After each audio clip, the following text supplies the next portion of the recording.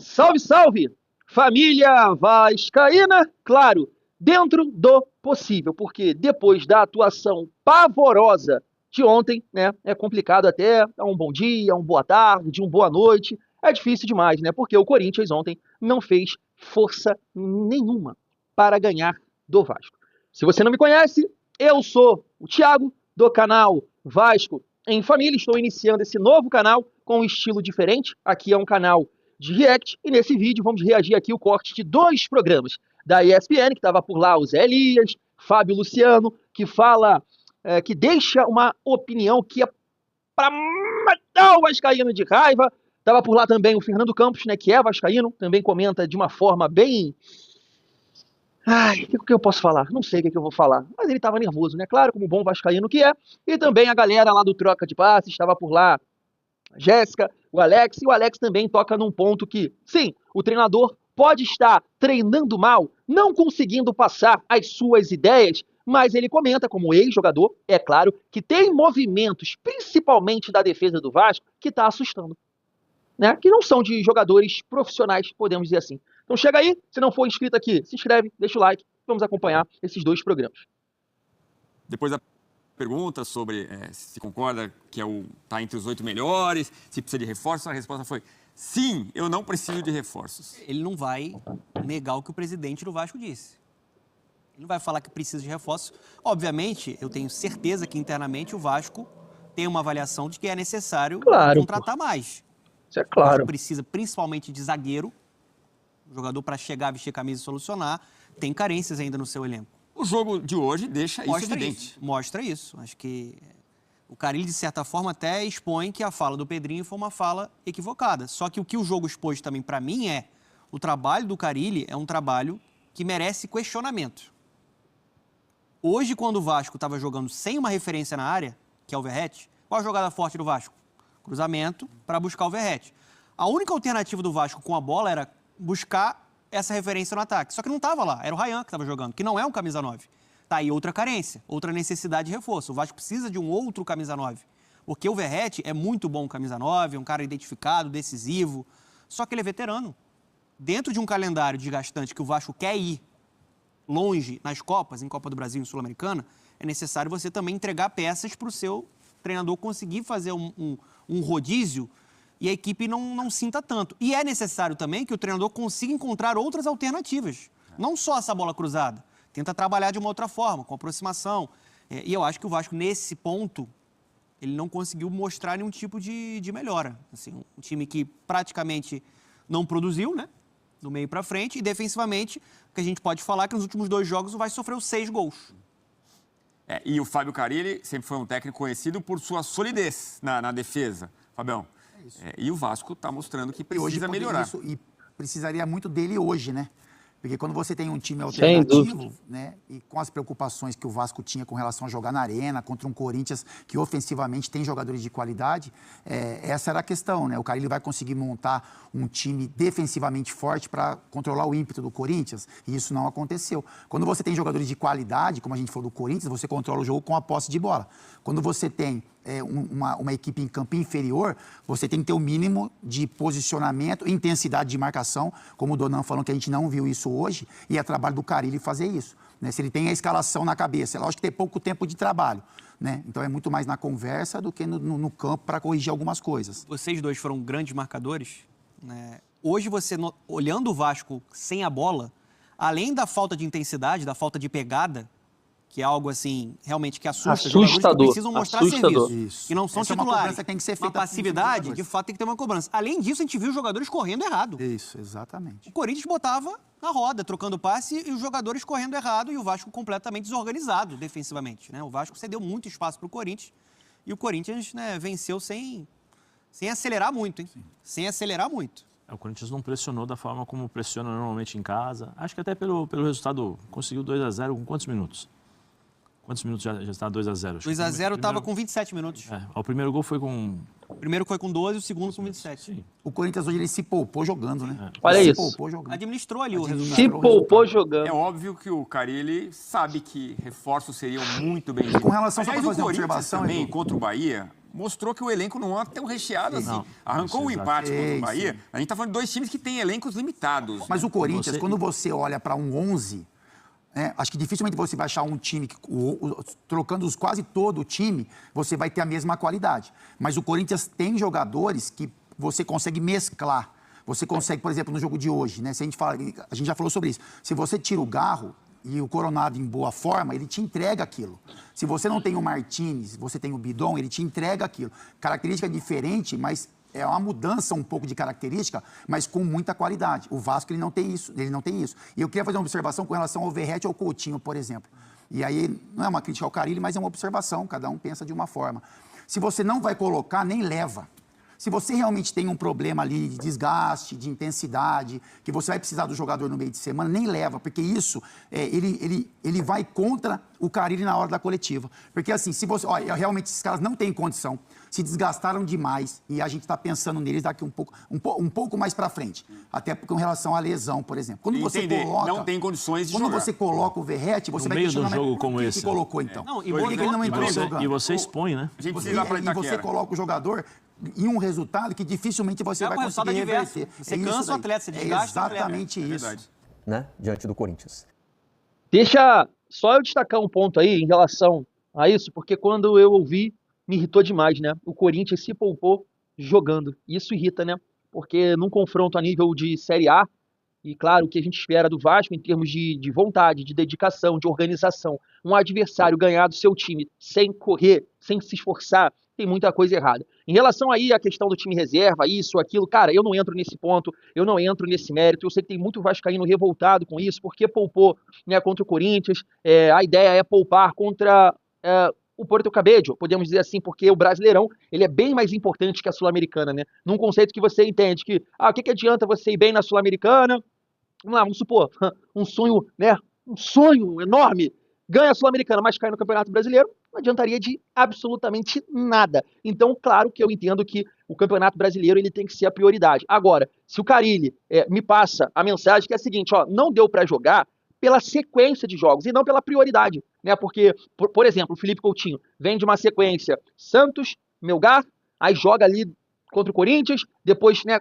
Não, aí você pode perder o jogador, concordo plenamente. De repente, ele poderia não poupar tantos jogadores. Verratti já está com seus 36 anos. Também pode ser a questão, né, da pegada, segurar um pouquinho mais descansado e aí encarar uma sequência de jogos que eu entendo que ele não vai poder poupar. Então, poupou agora, de repente, por isso. Porque é um jogo em casa, Porto Cabedelo, Sport, Lanús. Então, são 3 jogos. 3 jogos que você não pode poupar ninguém. Você tem que ganhar os 3 jogos dentro de casa.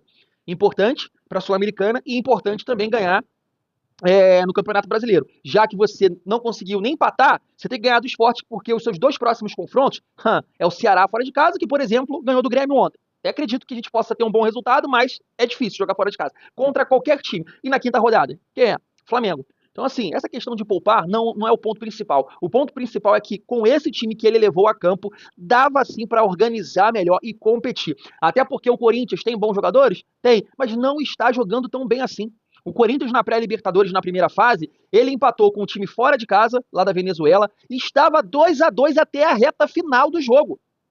A reta final, uma pré-Libertadores. O time não está performando bem. Então, mesmo sem 8 titulares, dava para o Vasco se organizar melhor, segurar, ajustar e buscar os contra-ataques. Mas com 12 minutos, toma um gol absurdo. Absurdo. Você tem um atacante sozinho que escora para o outro sozinho na sua grande área, sendo que o time estava apostado.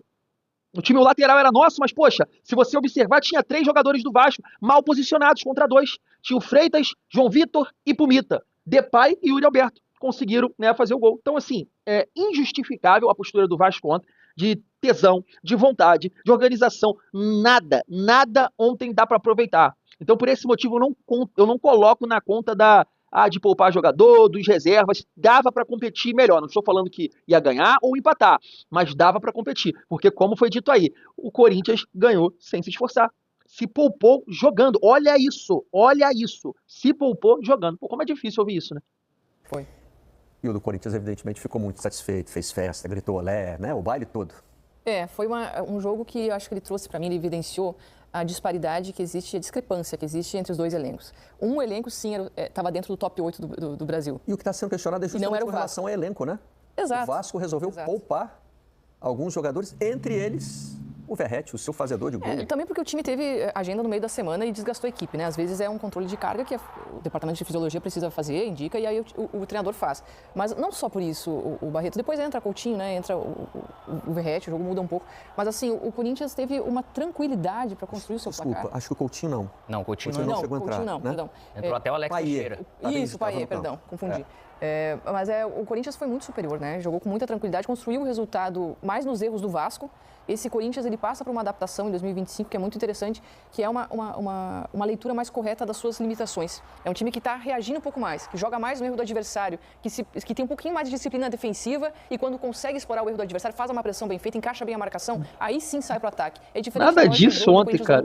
Ou de alguns momentos Nada disso ontem. Dois times que tiveram resultados decepcionantes. Na moral, a mídia também gosta de exaltar o Corinthians à toa. Só E o fubado Vasco. 3-1 permitiu um empate do Melgar. E é interessante essa maneira como os clubes estão olhando para as competições sul-americanas, né? Foi durante essa semana que o Alexandre Losetti avisou, olha, quem não poupar time sul-americana vai pagar depois. Mas tanto o Vasco quanto o Corinthians optaram por poupar no brasileiro. E o Corinthians se deu melhor essa estratégia, né? Sim. Vinha do título paulista, né? Isso, e aí na primeira rodada contra o Bahia, contra um time forte, jogando e consegue um empate fora espetacular. De casa, quando você dá uma mesclada e você consegue um resultado nem mesclou, né? Só jogou o Yuri Alberto. Mas depois... E além de... depois foi enxertando, né? Mas nós temos que ver que esse Corinthians, ele se habituou já o ano passado, porque o Ramon mexe também direto. Ele tem um time. Verdade. Mas 3 ou 4... Ele é inquieto, né? Ele é inquieto. Ele fica girando ali. Pelo jeito, os atletas entenderam isso. Então, ele mantém todo mundo competitivo, só que em alguns momentos ele acabou errando porque acabou não dando certo, principalmente em jogos importantes. Só que esse Corinthians, ele tem algo que ele joga, às vezes, com uma frieza, com... Muita qualidade técnica, né? Acho que, assim, a diferença foi gritante entre a qualidade dos jogadores do Corinthians e a qualidade dos jogadores, a qualidade técnica dos jogadores do Vasco. Porque o Corinthians construía jogadas em toques de primeira, passe de primeira. E aí é que pega muito a marcação frouxa do Vasco, ao meu ver. Uma marcação distante. Se está jogando contra uma equipe que nem o Corinthians, que tem essa habilidade de trocar passe de primeira, a marcação não pode estar super distante do jogador. Senão não chega para se a gente for ver, os 2 primeiros gols do Corinthians, que vem sim numa roubada de bola, tem um erro praticamente, é do miolo de zaga. Vamos dizer, lógico que o primeiro gol, eu acho que o Puma deveria estar fechado, porque o João ele está olhando lá, o Memphis ele recebe para dar de peito para o Yuri e ele não tem o acompanhamento do outro zagueiro e do Piton. O segundo gol, que daí troca o passador que vai o Yuri, o João ele está retornando, só que a hora que ele vai pegar a bola, o pé dele enrosca. Então tomou esses 2 primeiros gols, não é que ele estava sendo amassado, não é nada. Exatamente. Mas eu acho que exatamente. Essa mulher não sabe nada. Condição técnica de ser o cara que ela é corintiana, com certeza. Passes, e foi isso que aconteceu nos 2 primeiros gols, erro de saída de bola do Vasco. Então teria que ser uma equipe forte em marcação, em roubo de bola. E não consegue fazer isso jogou também. Com 3 volantes assim, exato, né? Do meio para a beirada. Eu até traria, de repente, o Rayão um pouco aqui para fazer uma linha de 5 assim nessa frente, para estabelecer um pouquinho mais e não ia deixar de ter, de repente, um tipo de ataque do lado do Tietê. Mas o Tietê ficou fazendo esse cara aqui do lado esquerdo, com bola, não era profundidade para ele, era por dentro. Mas esses 2 gols da maneira que foi, olha pra você ver, tá mal posicionado, cara. Isso aí é um lance que tá claro, assim, para você. Tá bem posicionado e não tomou. O Corinthians teve a maturidade de pensar, vou deixar o Vasco se complicar. Essa ajeitada foi do Memphis, né? A redação uma crítica ao Memphis. Assim, já foi chamado de vagalume. Porque faz algumas coisas extraordinárias. E aí, para ilustrar o que eu estava dizendo. Ele não é o tempo todo, realmente. Mas não consegue impor esse ritmo. Agora, a gente tem visto isso no Vasco, por exemplo, com o Payet. Né? Quando a Jéssica citou o Coutinho, eu mencionei o Payet e ele não entrou no jogo, não. Ele não entrou durante o jogo. Ele esteve em campo durante os 90 minutos. Isso. Mas hoje eu achei ele não participando muito com bola, mas eu achei hoje ele mais participativo com vontade. Um pouco mais dinâmico? Porque essa a maioria dos jogos paradão. Mas não foi bem pra caramba, mas não foi.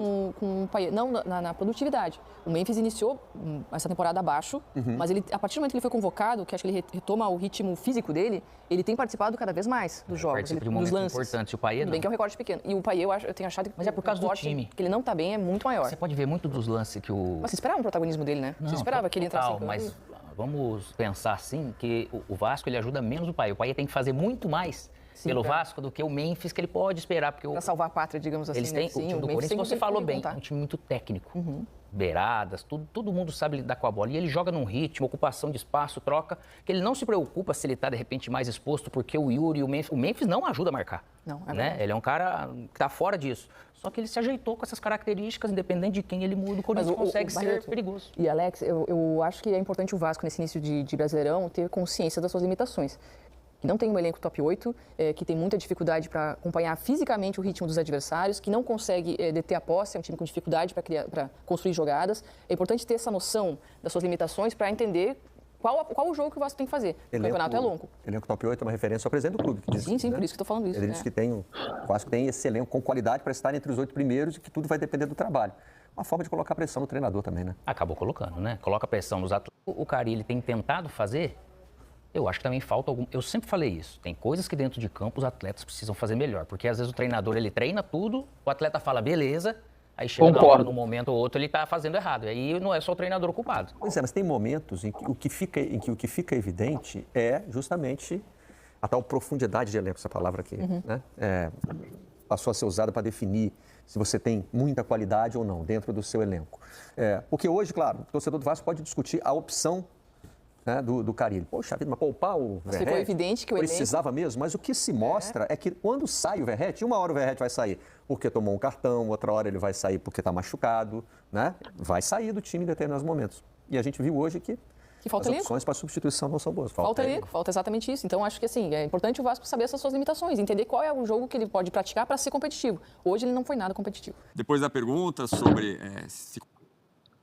Vamos lá, nada, absolutamente nada é competitivo. Mas por que assim? Eu não entendi essa opinião e, sinceramente, sem saber o time da comentarista aí, acho que ela é corintiana. Porque quem acompanhou o jogo viu claramente, né, a não ser o corintiano que vai elogiar a atuação, ficou muito claro que o Corinthians, cara, não fez muita coisa para ganhar do Vasco. Na verdade, nada. Não pressionou, não teve intensidade, não criou várias oportunidades. Ah, mas fez 5 gols, Thiago. 2 foram anulados. Gente, olha os lances. Olha os gols que o Vasco tomou. Um time minimamente organizado, um time minimamente com vontade, um time minimamente com atenção não tomaria. Não tomaria. Não tomaria os gols. Cara, como é que pode? O Alex falou aí. O Alex falou, ele teve a mesma leitura que eu. Como é que pode você tomar aquele primeiro gol? Como é que pode você tomar um gol daquele, jogando fora de casa? Poxa, a gente vem falando aqui, né, reagindo aqui com vocês a alguns vídeos, lá no canal Vasco em Família, a gente vem comentando aqui pro Vasco melhorar esse histórico negativo que tem nos últimos campeonatos, que sempre fica ali entre os piores visitantes. 2024 já foi assim, né? Não sei se ganhou 1 ou 2 partidas fora de casa. Cara, jogando fora de casa, você não pode cometer os erros. Você tem que minimizar os erros. E o que a gente viu ontem foi uma postura apagada, time lerdo, time lento, time cansado, e mesmo com jogadores de mais mobilidade, Lloyd, Ryan, o próprio Tietê, que já tem ali seus 30 e poucos anos, mas ainda tá leve. O Payet, eu concordo com ele, não fez a partida, mas estava querendo, estava tentando. É porque a gente não pode esperar do Payet que ele vai pegar a bola, driblar 1, driblar 2, vai batendo. Não, ele não vai fazer mais isso. Ele vai organizar o time, vai tocar pro lado, vai segurar, vai colocar o companheiro na condição de fazer um cruzamento, ou tentar botar na cara do gol. Mas para isso tem que ter as movimentações, o time tem que ter, né, ideia de jogo. Com certeza ele vai agregar, né? Mas quando você vai jogar fora de casa e você toma 2 gols da maneira que tomou, você quebra tudo. Você quebra a maneira de você, a ideia de jogo ali. Por quê? Porque você, cara, você tem que jogar fechadinho e buscar os contra-ataques. Já que você não tem o Verratti, tem 8 jogadores, reservas, aqui fechadinho. E aí, conforme o tempo for passando, o time, por jogar em casa, com a pressão da torcida, vai ceder os espaços, vai tentar, e é a hora que você vai aproveitar uma saída do Lloyd, vai aproveitar um mano a mano do Ryan com algum zagueiro. Agora, você toma 2 gols em 27 minutos, o que é que o Corinthians fez? Ué, pra que eu vou me expor? Pra que eu vou sair? Vou ficar aqui, pô, equilibrado. Aí, nesse momento em que o Vasco tinha, em determinados momentos do jogo, a posse de bola, só trabalhava pelos lados, sem o Verratti. Sabe? O estilo de jogo que o Vasco entrou ontem é para aproveitar espaço, é para atacar espaço, é pegar um time que vai entrar no seu campo, que vai te agredir, e aí você aproveitar os espaços. Aquele tipo de jogo ali do Corinthians, marcar lá atrás, em alguns momentos dar a bola pro Vasco chegar tocando, não, isso aí é jogo pro Verratti. Pô. Aí você tem que ter o Verratti em campo. Então, a estratégia foi errada, as falhas, meu Deus do céu, e o Carille, sinceramente, eu acho que não tem defesa. Se é um treinador defensivo, mas não consegue organizar a defesa, não tem sentido a permanência do Carille no Vasco. É simples assim.